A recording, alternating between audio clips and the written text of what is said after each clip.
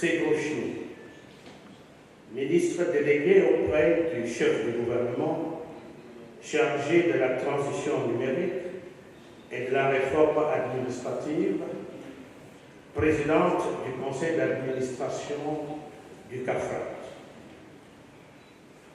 Mesdames et messieurs les ministres, chers collègues, chers frères et sœurs, et éminents membres du conseil d'administration du CAFRAT, Excellences, Mesdames et Messieurs les ambassadeurs et autres chefs de mission diplomatiques,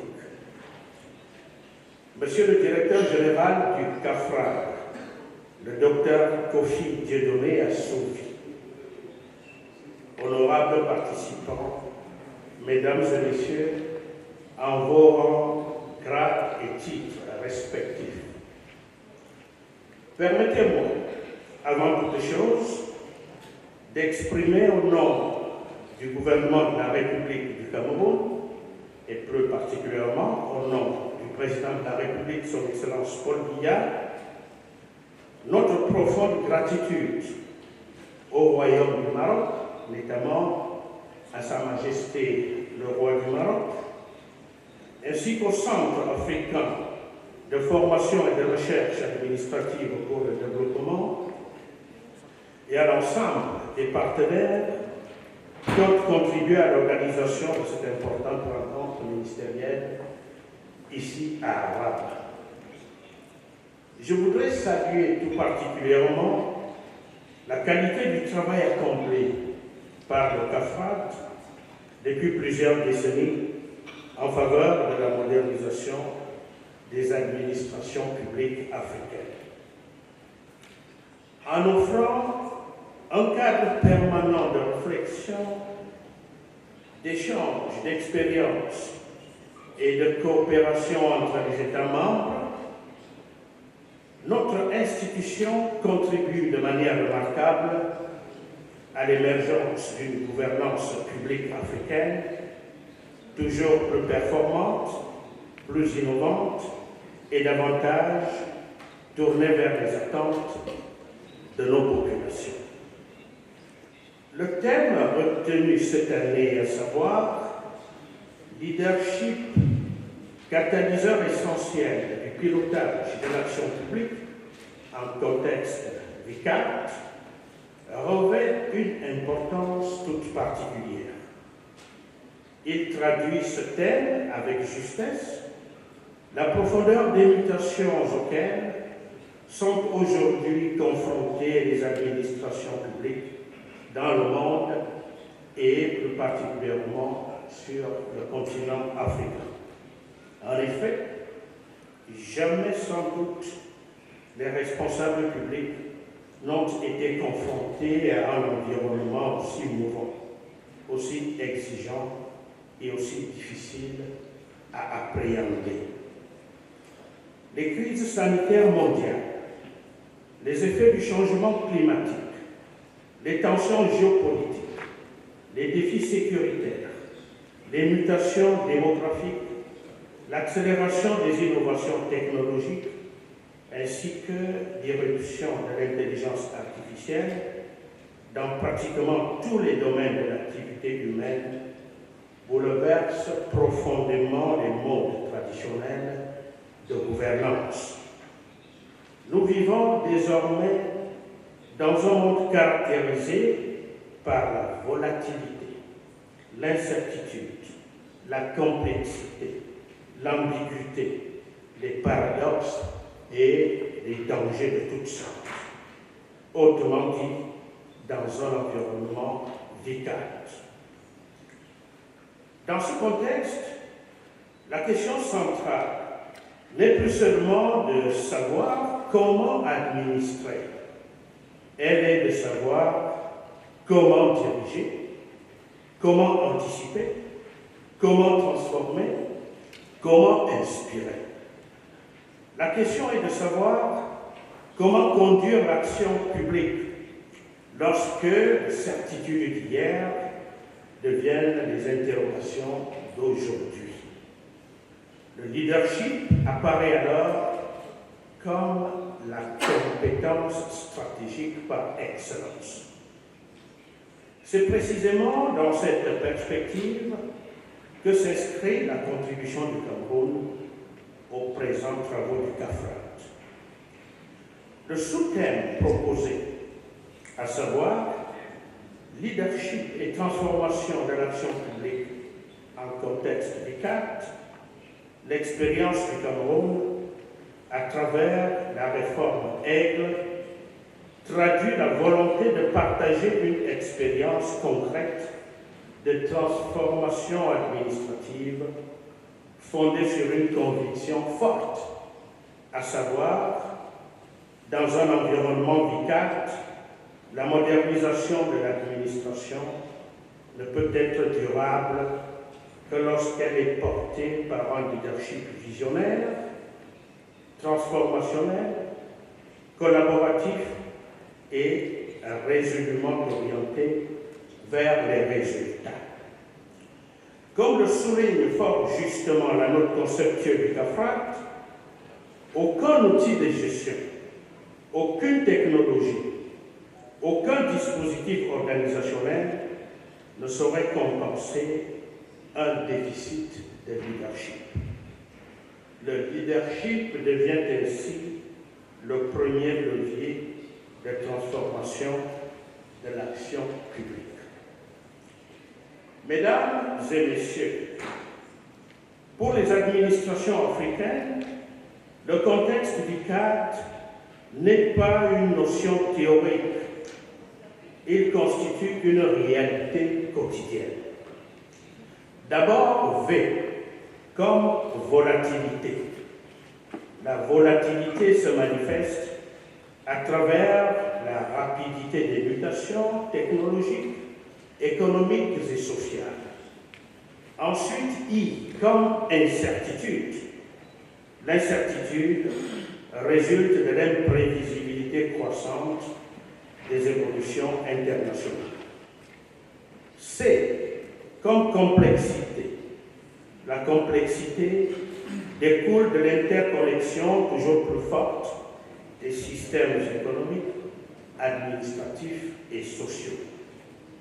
A, comme ambiguïté. L'ambiguïté traduit la difficulté à interpréter certaines situations nouvelles et à distinguer rapidement les risques des opportunités. P, comme paradoxe. Les paradoxes apparaissent lorsque les gouvernements doivent simultanément répondre à des exigences parfois contradictoires, accélérer tout en sécurisant, innover tout en préservant les acquis, rapprocher l'administration du citoyen tout en renforçant la cohérence de l'action publique. Enfin, D. D comme danger. Les dangers prennent aujourd'hui des formes multiples et inédites. Cybercriminalité, désinformation, vulnérabilité numérique, crise sanitaire, climatique ou encore sécuritaire. Face à cette réalité, que dis-je, face à ces multiples réalités, les administrations publiques ne peuvent plus fonctionner selon les schémas classiques. Elles doivent devenir plus agiles. Elles doivent apprendre plus vite. Elles doivent anticiper davantage. Elles doivent innover en permanence. Elles doivent être capables de transformer l'incertitude en opportunité. En un mot, elles doivent devenir des organisations apprenantes. C'est pourquoi le leadership public constitue désormais un enjeu majeur de développement. Il ne s'agit plus simplement de gérer des structures administratives. Il s'agit de conduire des transformations profondes au service des citoyens, de la performance publique et du développement durable. Au Cameroun, cette exigence de transformation s'inscrit dans la vision de son Excellence Paul Biya, président de la République, chef de l'État, qui n'a cessé de faire de la modernisation de l'administration publique un pilier essentiel de la construction d'un État performant et au service du développement. En effet, sous sa très haute impulsion et sous la coordination du Premier ministre chef du gouvernement, notre pays a engagé depuis plusieurs années un vaste processus de modernisation administrative visant à renforcer la gouvernance publique, améliorer la qualité des services rendus aux citoyens et accroître l'efficacité de l'action gouvernementale.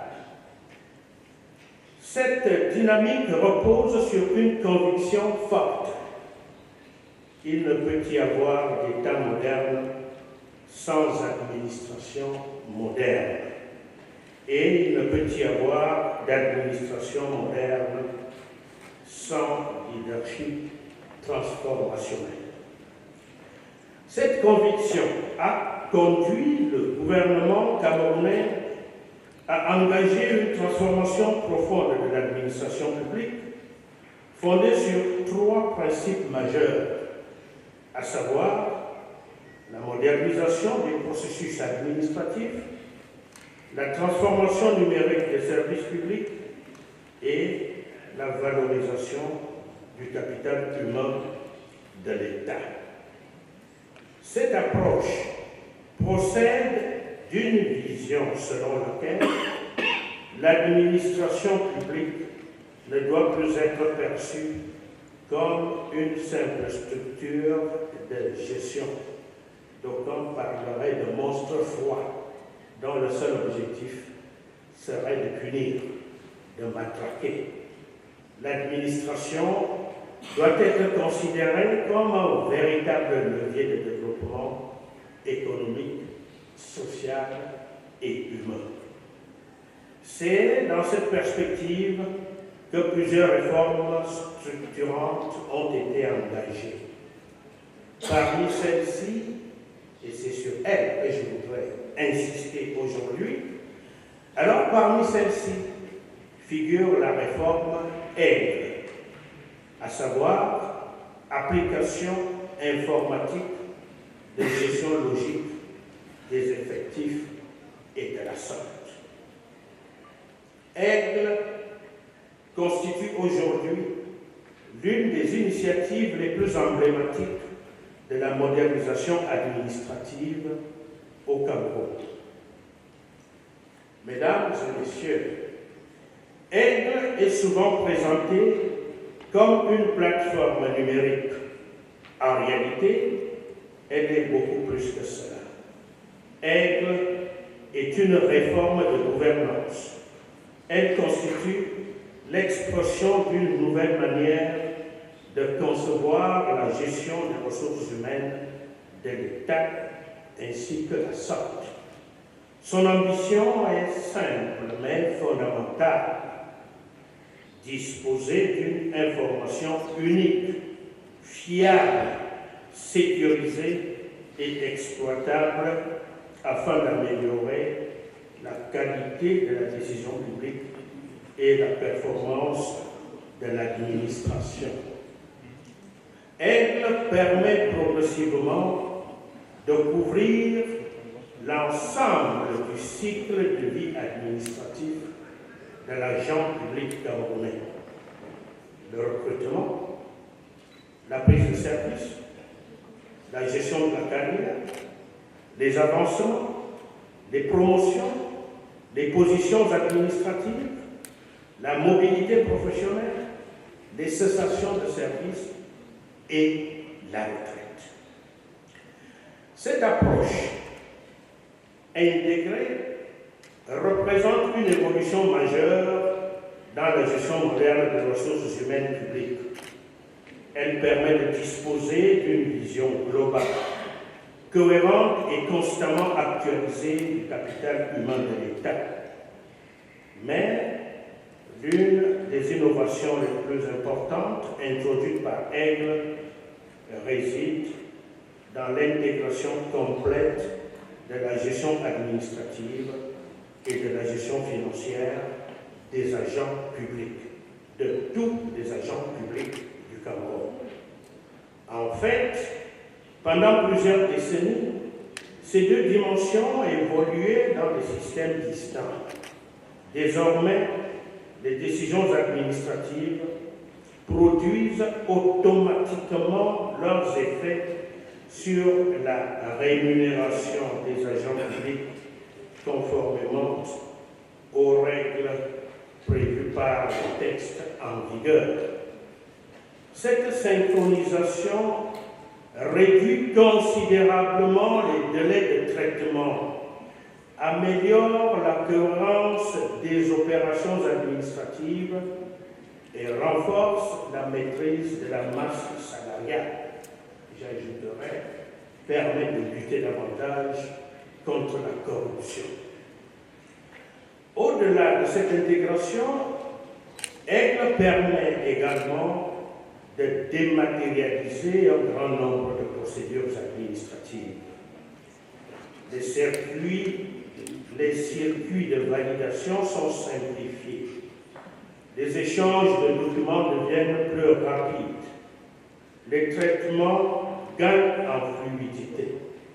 Les délais de production des actes administratifs sont progressivement réduits. Bref, nous sommes en train de partir d'une administration paperassière, donc lente et lourde, vers une administration sans papier.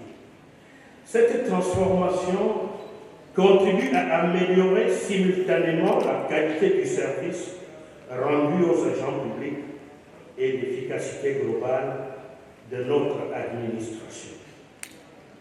L'autre innovation majeure de la réforme réside dans la création d'un véritable système d'aide à la décision.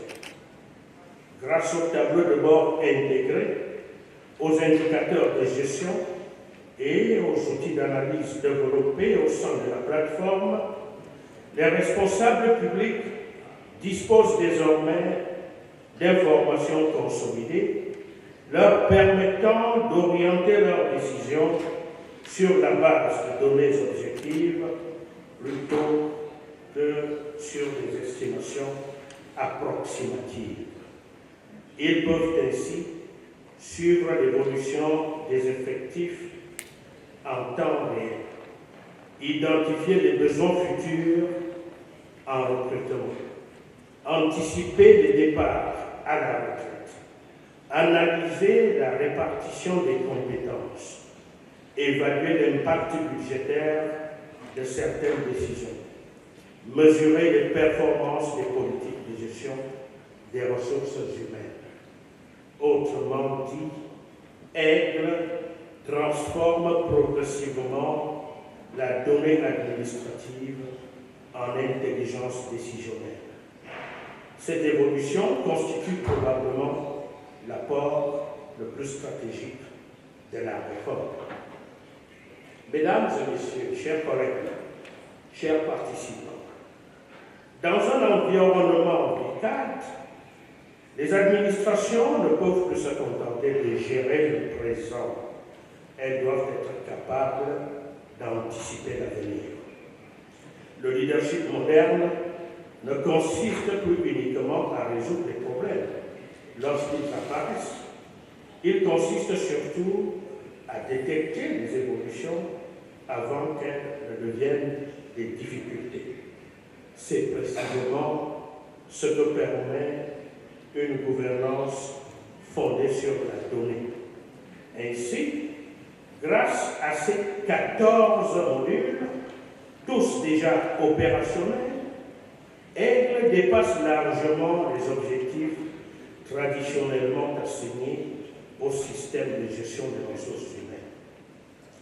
La plateforme devient progressivement un véritable instrument de pilotage stratégique de l'action publique. Elle permet aux décideurs de disposer d'une connaissance plus fine de leur administration, d'améliorer la planification des ressources humaines, de renforcer la qualité des politiques publiques et d'optimiser l'allocation des ressources de l'État.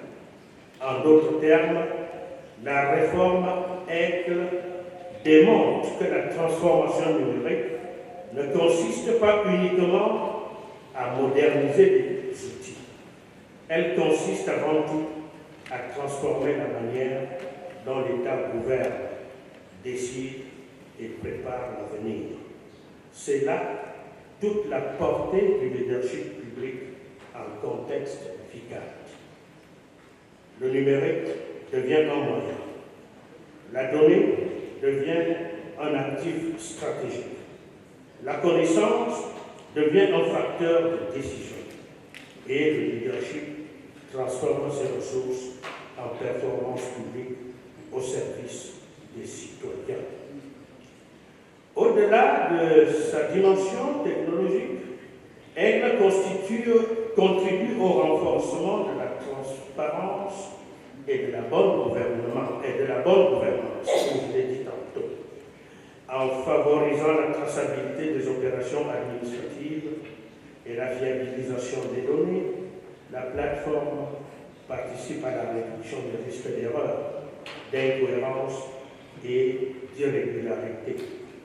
Elle facilite les contrôles, améliore la cohérence des informations administratives et renforce la crédibilité des processus de gestion des ressources humaines.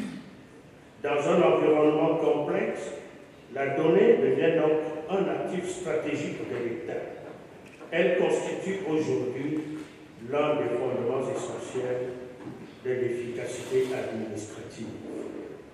Les bénéfices de EGLE dépassent d'ailleurs le seul cadre administratif. Ils concernent également et peut-être davantage les citoyens. En améliorant la fiabilité des informations, en renforçant la cohérence des processus et en réduisant certaines lourdeurs administratives, la réforme contribue à améliorer la qualité du service rendu aux usagers. Car la finalité ultime de toute transformation administrative demeure l'amélioration de la relation entre l'administration et les citoyens. Au-delà des résultats déjà obtenus, la réforme EGLE constitue avant tout une expérience de conduite du changement dont les enseignements dépassent largement le cadre de la gestion des ressources humaines de l'État. Elles mettent en évidence plusieurs principes qui, à notre sens, peuvent inspirer les administrations publiques africaines engagées dans des processus similaires de modernisation. 1. Le leadership précède toujours la technologie. La première leçon est qu'aucune transformation numérique ne peut réussir sans un leadership fort, visionnaire et constant. Les technologies, aussi performantes que soient-elles, ne transforment pas les organisations par elles-mêmes. Elles constituent des instruments. Ce sont les femmes et les hommes qui portent la vision, définissent les orientations stratégiques, mobilisent les ressources, accompagnent les équipes et donnent du sens aux réformes. L'expérience camerounaise montre que la réussite d'une réforme numérique repose d'abord sur une volonté politique clairement affirmée, relayée par un leadership administratif capable d'assurer la cohérence des actions entreprises. La technologie accélère la transformation. Le leadership la rend possible. Cette distinction est essentielle. Elle rappelle que les réformes publiques ne sont jamais uniquement des projets informatiques. Elles sont avant tout des projets de gouvernance. 2. La transformation numérique est avant tout une transformation humaine. Et donc, la deuxième leçon est que la modernisation de l'administration est d'abord une aventure humaine. Toute réforme d'envergure modifie les habitudes de travail, les responsabilités, les méthodes de management et parfois même la culture administrative. Elle suscite naturellement des interrogations, des attentes et parfois des résistances. Oui, des résistances. Nous en connaissons. Le rôle du leadership consiste précisément à transformer ces résistances en adhésion. Cela suppose d'expliquer les objectifs poursuivis, d'associer les acteurs concernés, de renforcer les capacités, d'accompagner les changements et de créer un climat de confiance. La réussite de Aigle a ainsi reposé sur une démarche progressive de sensibilisation, de formation et d'appropriation impliquant les gestionnaires, les responsables administratifs, les techniciens ainsi que les utilisateurs finaux. Cette expérience confirme qu'une réforme durable ne s'impose pas. Elle se construit progressivement et collectivement. 3. La confiance constitue le socle de toute réforme durable. Ainsi donc, la troisième leçon concerne cette confiance.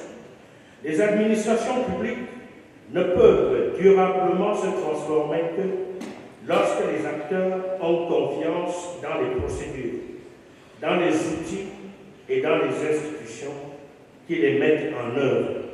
Cette confiance repose sur plusieurs exigences. La transparence des processus, la fiabilité des données, la sécurité des systèmes, la clarté des responsabilités, la traçabilité des décisions, ainsi que la qualité du dialogue entre les différents acteurs.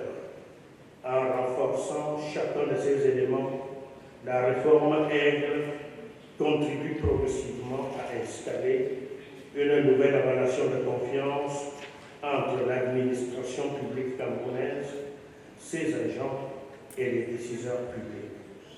Or, dans un environnement vicaire, caractérisé par une forte incertitude, la confiance devient elle-même un facteur de résilience institutionnelle.